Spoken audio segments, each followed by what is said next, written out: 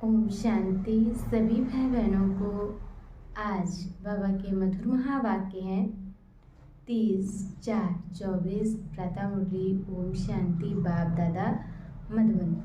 बाबा बोले, मीठे बच्चे अपना पोता मेल चेक करो कि सारे दिन में बाप को कितना समय याद किया, कोई भूल तो नहीं की, क्योंकि तुम हर एक व्यापारी हो। प्रश्न है, कौन सी एक मेहनत अंतर्मुखी बन करते रहो तो अपार खुशी रहेगी।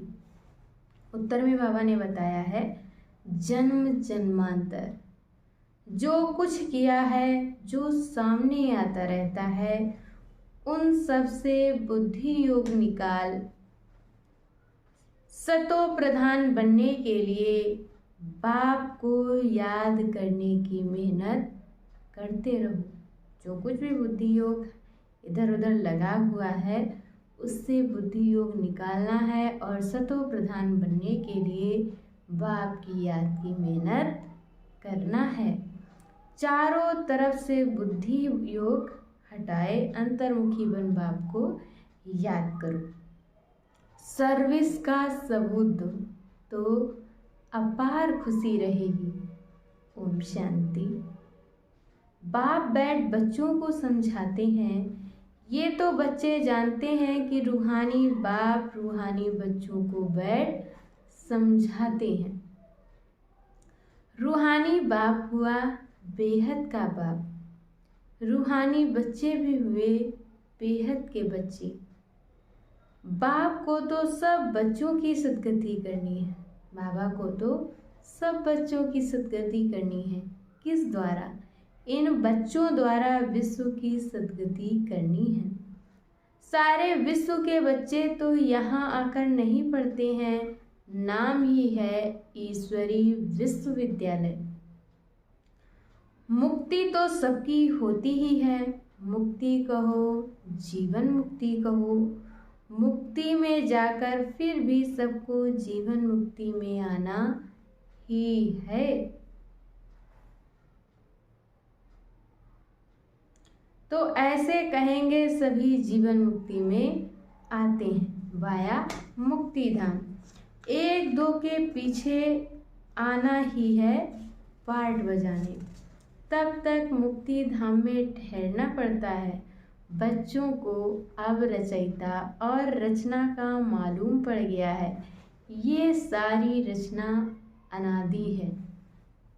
रचयिता तो एक ही बाप है। ये जो भी सभी आत्माएं हैं, सब बेहद के बाप के बच्चे हैं। जब बच्चों को मालूम पड़ता है तो वही आकर राजयोग सीखते हैं। ये भारत के लिए ही योग है। बाप आते ही भारत में है। भारतवासियों को ही याद की यात्रा सिखलाकर पावन बनाते हैं और नॉलेज भी देते हैं कि ये सृष्टि का चक्र कैसे फिरता है। ये भी बच्चे जानते हैं। रुद्र माला भी है जो गाई और पूजी जाती है, सिमरण की जाती है। भक्त माला भी है, ऊंचे ते ऊंचे भक्तों की माला है। भक्त माला के बाद होनी चाहिए ज्ञान माला। भक्ति और ज्ञान है ना, भक्त माला भी है तो रुद्र माला भी है। पीछे फिर रुंड माला कहा जाता है, क्योंकि ऊंच ते ऊंच मनुष्य सृष्टि में है विष्णु, जिसको सूक्ष्म वतन में दिखाते हैं। प्रजापिता ब्रह्मा तो ये है, इनकी माला भी है। आखिरीन यह माला बन जाएगी, तभी वह रुद्र माला और विष्णु की वैजंती माला बनेगी। ऊंचे ते ऊंचा है शिव बाबा, फिर ऊंचे ते ऊंच है विष्णु का राज्य। शोभा के लिए भक्ति में कितने चित्र बनाए हैं, परंतु ज्ञान कुछ भी नहीं है। तुम जो चित्र बनाते हो उनकी पहचान देनी है, तो मनुष्य समझ न जाए, नहीं तो शिव और शंकर को मिला देते हैं, है ना। बाबा ने समझाया है सूक्ष्म वतन में भी साक्षात्कार की बात है, हड्डी मांस वहाँ होता नहीं, साक्षात्कार करते हैं। संपूर्ण ब्रह्मा भी है परंतु वह है संपूर्ण अव्यक्त। अभिव्यक्त ब्रह्मा जो है उनको अव्यक्त बनना है। व्यक्त ही अव्यक्त होता है, जिसको फरिश्ता भी कहते हैं। उनका सूक्ष्म वतन में चित्र रख दिया है। सूक्ष्म वतन में जाते हैं, कहते हैं बाबा ने सुबीरस पिलाया। अब वहाँ झाड़ आदि तो होता नहीं, बैकुंठ में है, लेकिन ऐसे नहीं कि बैकुंठ से ले आकर पिलाते होंगे। ये सब सूक्ष्म वतन में साक्षात्कार की बातें हैं। अब तुम बच्चे जानते हो कि वापस घर जाना है और आत्माभिमानी बनना है। मैं आत्मा अविनाशी हूँ, ये शरीर विनाशी है। बाबा ने कहा मैं आत्मा विनाशी हूँ और ये शरीर विनाशी है। आत्मा का ज्ञान भी तुम बच्चों में, अन्य किसी में तो है ही नहीं। वो तो आत्मा क्या है ये भी नहीं जानते। उन लोगों को ये भी मालूम नहीं कि कैसे उनमें 84 जन्मों का पार्ट भरा हुआ है। ये नॉलेज सिर्फ बाप ही देते हैं और कोई नहीं दे सकता। अपनी भी नॉलेज देते हैं, तमो प्रधान से सतो प्रधान भी बनाते हैं। बस यही पुरुषार्थ करते रहो, हम आत्मा हैं। अब परमात्मा के साथ योग लगाना है। सर्वशक्तिमान पतित पावन एक बाप को ही कहते हैं। सन्यासी कहते हैं पतित पावन हो। कोई तो ब्रह्म को भी पतित पावन कह देते हैं। अब तुम बच्चों को भक्ति का भी ज्ञान मिलता है कि भक्ति कितने समय चलती है, ज्ञान कितना समय चलता है, ये बाप बैठ समझाते हैं। पहले तो कुछ जानते नहीं थे, मनुष्य होकर तुच्छ बुद्धि बन पड़े हैं। सतयुग में बिल्कुल स्वच्छ बुद्धि थे, कितने उनमें दैवी गुण थे। तुम बच्चों को दैवी गुण भी जरूर धारण करने हैं। कहते हैं ना, जैसे ये देवता हैं। भर साधु संत महात्मा को लोग मानते हैं, परंतु वह दैवी बुद्धि तो है नहीं, रजोगुणी बुद्धि हो जाती है। राजा रानी प्रजा है ना, राजधानी कब और कैसे स्थापन होती है ये दुनिया नहीं जानती। यहाँ तुम सब नई बातें सुनते हो, तो माला का भी राज समझाया है। ऊंचे ते ऊंच है बाप, उनकी माला ऊपर में है। रुद्र वह है निराकार, फिर साकार लक्ष्मी नारायण, उनकी भी माला है। ब्राह्मणों की माला अभी नहीं बनती, अंत में तुम ब्राह्मणों की माला भी बन जाती है। इन बातों में जास्ती प्रश्न उत्तर करने की जरूरत नहीं। मूल बात है अपने को आत्मा समझ परम पिता परमात्मा को याद करो। बाबा ने कहा है मूल बात तो यही है कि स्वयं को आत्मा समझकर पतित पावन बाप को याद करो, तो तुम भी पावन बन जाएंगे। ये निश्चय पक्का चाहिए। मूल बात है पतितों को पावन बनाना। सारी दुनिया पतित है, फिर पावन बनना है। मूल वतन में भी सभी पावन है, तो सुख धाम में भी सभी पावन है। तुम पावन बनकर पावन दुनिया में जाते हो। गोया अब पावन दुनिया स्थापन हो रही है। ये सब ड्रामा में नूंद है।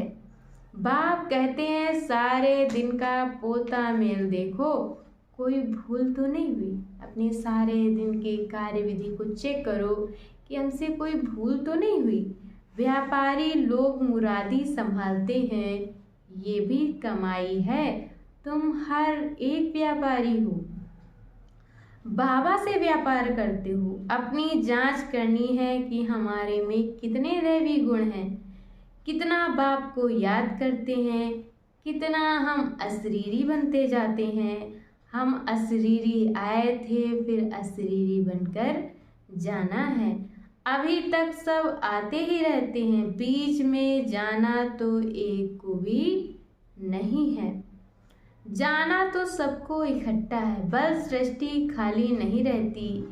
गायन है राम गयो रावण गयो, जिनको बहु परिवार, परंतु रहते दोनों हैं। रावण संप्रदाय जाता है तो फिर लौट कर नहीं आता, बाकी ये बच जाते हैं। ये भी आगे चलकर सब साक्षात्कार होना है।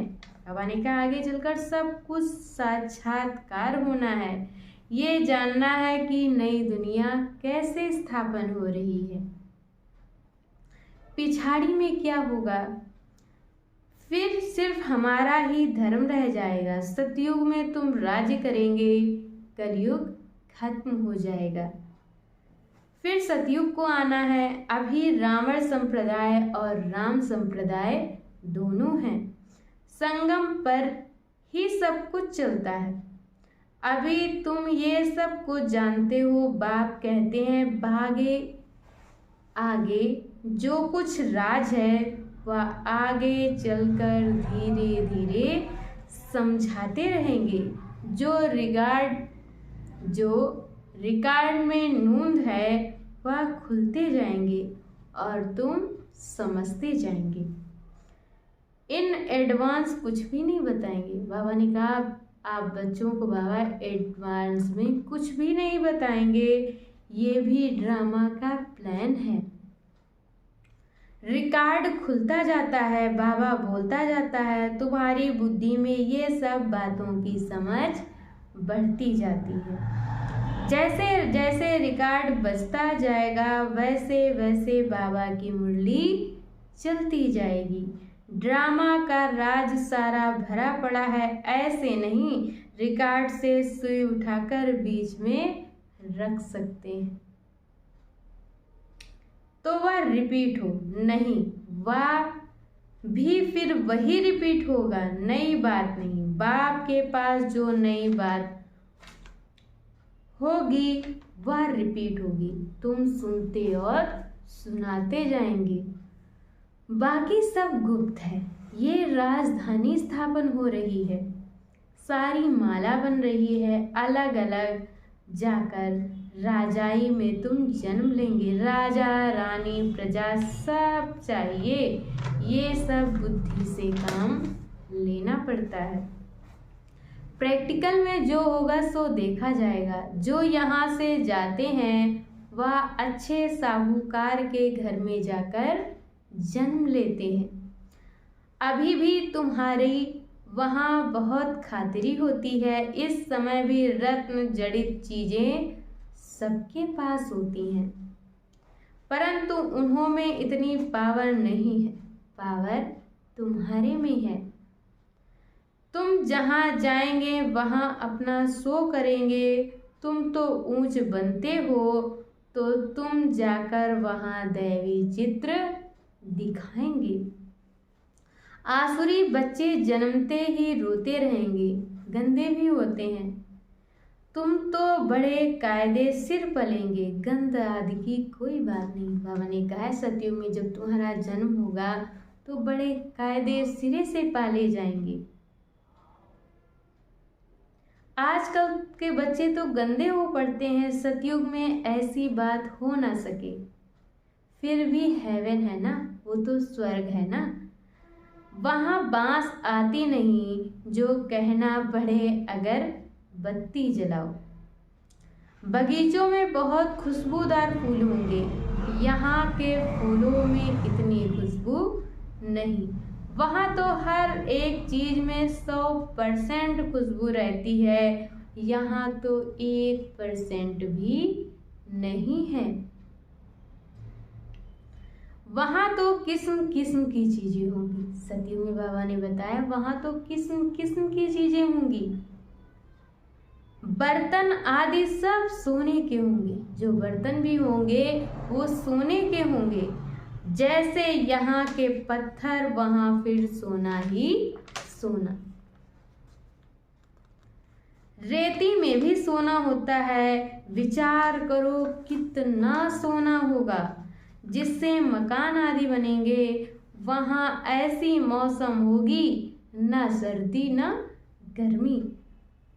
वहाँ गर्मी का दुख नहीं जो पंखे चलाने पड़े। वहाँ गर्मी भी दुखदाई नहीं होगी। कोई भी मौसम दुख परेशानी देने वाला नहीं होगा। उसका नाम ही है स्वर्ग। वहाँ अपार सुख होता है। तुम्हारे जैसा पद्मा पदम भाग्यशाली कोई बनते ही नहीं। लक्ष्मी नारायण की कितनी महिमा गाते हैं। उनको जो ऐसा बनाते हैं उनकी कितनी महिमा चाहिए। पहले होती है अव्यभिचारी भक्ति, फिर देवताओं की भक्ति शुरू होती है। वो भी भूत पूजा कहेंगे। शरीर तो वह है नहीं, 5 तत्वों की पूजा होती है। शिव बाबा के लिए ऐसे नहीं कहेंगे। पूजा करने के लिए कोई चीज का वह सोने आदि का बनाते हैं। आत्मा को थोड़ी ही सोना कहेंगे। आत्मा किस चीज की बनी हुई है, शिव का चित्र किस चीज का बनाया हुआ है वह झट बताएंगे। परंतु आत्मा परमात्मा किस चीज का बना हुआ है ये तो कोई बता ना सके। सतयुग में 5 तत्व भी शुद्ध होते हैं और यहाँ अशुद्ध। तो पुरुषार्थी बच्चे ऐसी ख्यालात करते रहेंगे। बाप कहते हैं इन सब बातों को भी छोड़ दो। जो होना है वह होगा। पहले बाप को याद करो। चारों तरफ से बुद्धि हटाकर मामेकम याद करो तो विकर्म विनाश होंगे। जो कुछ सुनते हो उन सबको छोड़ एक बात पक्की करो कि हमको सतो प्रधान बनना है।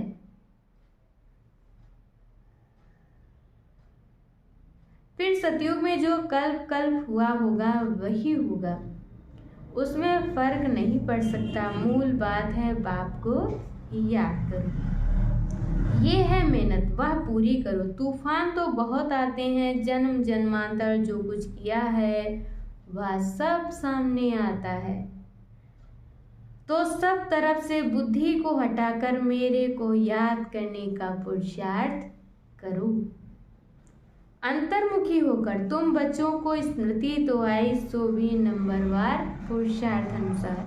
सर्विस से भी मालूम पड़ जाता है। सर्विस करने वालों को सर्विस की खुशी रहती है। जो अच्छी सर्विस करते हैं उनके सर्विस का सबूत भी मिलता है। पंडे बनकर आते हैं कौन महारथी घोड़े सवार प्यादे हैं वह झट पता पड़ जाता है। अच्छा, मीठे मीठे सिकी लधे बच्चों प्रति माता पिता बाप दादा का याद प्यार और गुड मॉर्निंग। रूहानी बाप की रूहानी बच्चों को नमस्ते। हम रूहानी बच्चों की तरफ से रूहानी माता पिता बाप दादा को याद प्यार नमस्ते ओम शांति।